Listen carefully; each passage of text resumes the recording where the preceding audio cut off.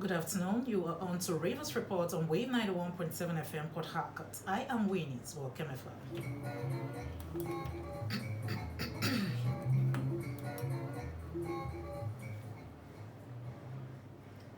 Rivers State Governor Siminalayi Fubara has assured residents of Bile community in Degama local government area that more decisive actions will be taken to address the persistent gas leak affecting the area.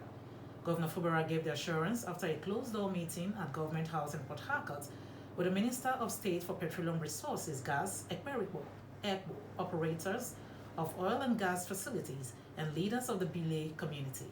The governor said the state government had earlier visited the affected community with relevant stakeholders to assess the situation, adding that the latest meeting provided an opportunity to jointly identify the cause of the gas leak and agree on practical solutions.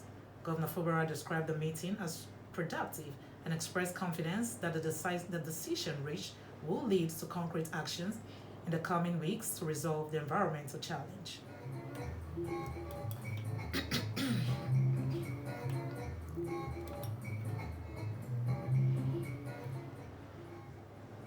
Moving on, the Think Bodo First initiative has raised an earlier warning over the increased risk of flooding in Bodo community, Gukana local government area of Rivers State, as the rainy season intensifies. In a statement signed by its president, Kingsley Vigagay, and Secretary General Promise Ingio, the organization urged residents to remain vigilant and take proactive steps to reduce the impact of possible flooding. It warned against dumping refuse into drainage channels, waterways, and culverts, saying blocked drains are a major cause of flooding and damage to lives and property. The group advised households to clear surrounding drains, protect valuable belongings, prepare emergency plans, and relocate to safer areas if water levels rise or heavy rainfall persists. It also called on the National Emergency Management Agency, the Rivers State Government, and other relevant authorities to strengthen emergency preparedness and ensure a swift response in the event of flooding.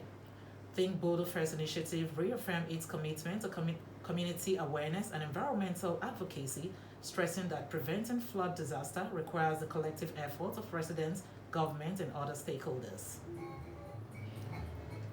Meanwhile, the president of the Nigeria Association of Cleft Lip and Palate, Professor Nnadozie Ugochukwu, has urged families to seek early treatment for children born with cleft lip and palate, noting that corrective surgeries are available free of charge in Rivers State.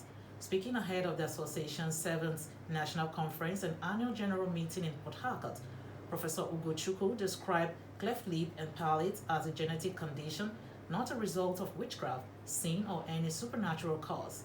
He said many affected children still face stigma, abandonment, and even death due to widespread misconception. It is not caused by witchcraft.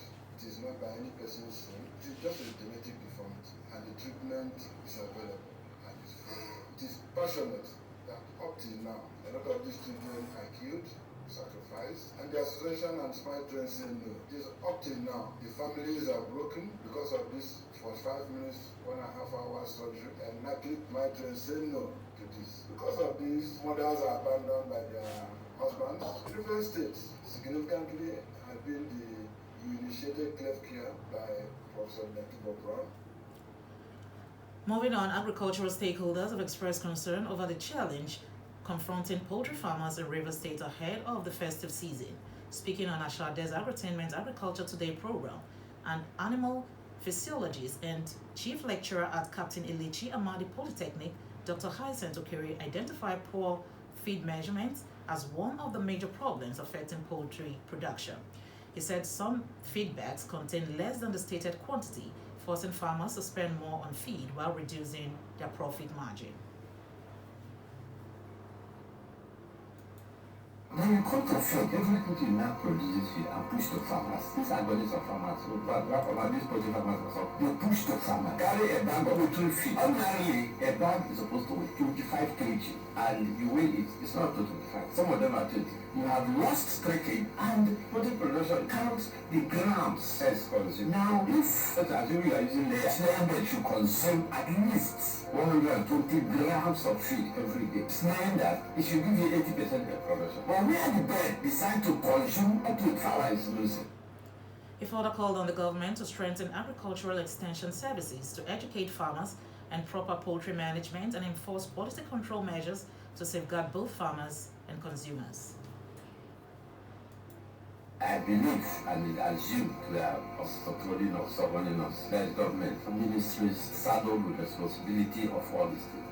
They standardize this program such that the growth extension program from local government to local government go to media and then create awareness on this thing so that farmers will not make mistake. One, there should be adequate extension program. You know that whatever farmers produce, you eat has a effect on your body. And the people don't know that most of the birds, if you go to Mukro market, you see the type of chicken there gives. We don't know how they slaughter it. We don't have this quality control at all.